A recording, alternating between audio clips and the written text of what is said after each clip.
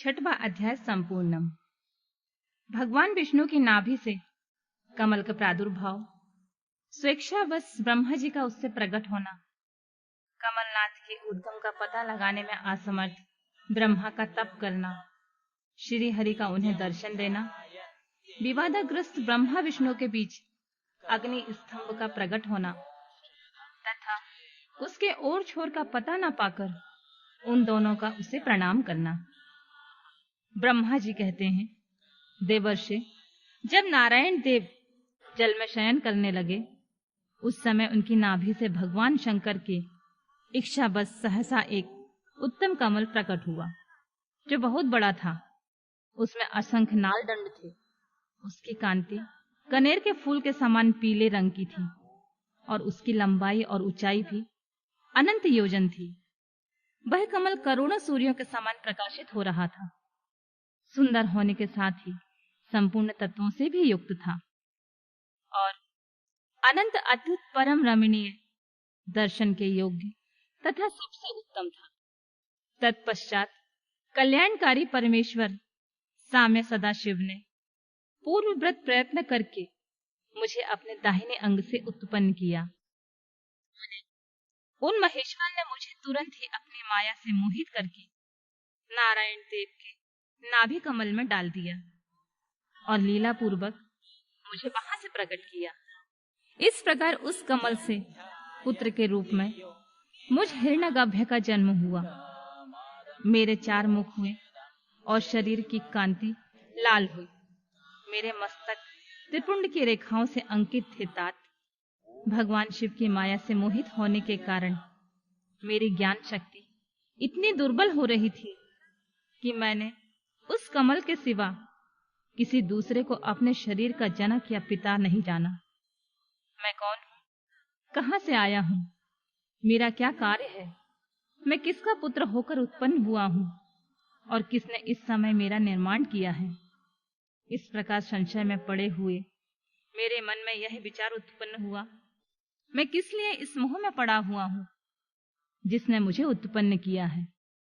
उसका पता लगाना तो बहुत सरल है। इस कमल पुष्प का जो पत्रयुक्त नाल है, उसका उद्गम स्थान इस जल के भीतर नीचे की ओर है। जिसने मुझे उत्पन्न किया है वह भी पुरुष वही होगा, इसमें कोई संशय नहीं है। ऐसा निश्चय करके मैंने अपने को कमल से नीचे उतारा। मुने, मैं उस कमल की एक एक नाल में गया और सैकड़ों वर्षों तक वहां भ्रमण करता रहा, किंतु कहीं भी उस कमल के उद्गम का उत्तम स्थान मुझे नहीं मिला। तब मैं पुनः संशय में पड़कर उस कमल पुष्प पर जाने को उत्सुक हुआ और नाल के मार्ग से उस कमल पर चढ़ने लगा। इस तरह बहुत ऊपर जाने पर भी मैं उस कमल के कोश को ना पा सका। उस दशा में मैं और भी मोहित हो उठा। मुने, उस समय भगवान शिव की इच्छा से परम मंगलमयी उत्तम आकाशवाणी प्रकट हुई, जो मेरे मोह का विध्वंस करने वाली थी। उस वाणी ने कहा, तब तपस्या करो।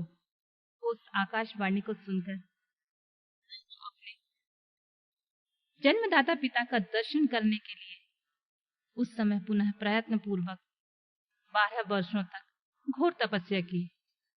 तब मुझ पर अनुग्रह करने के लिए 4 भुजाओं और सुंदर नेत्रों से सुशोभित भगवान विष्णु वहां से ऐसा प्रकट हो गए। उन परम पुरुष ने अपने हाथों में शंख, चक्र, गदा और पद्म धारण कर रखे थे। उनके सारे अंग सचल जलधर के समान श्याम क्रांति से सुशोभित हो रहे थे।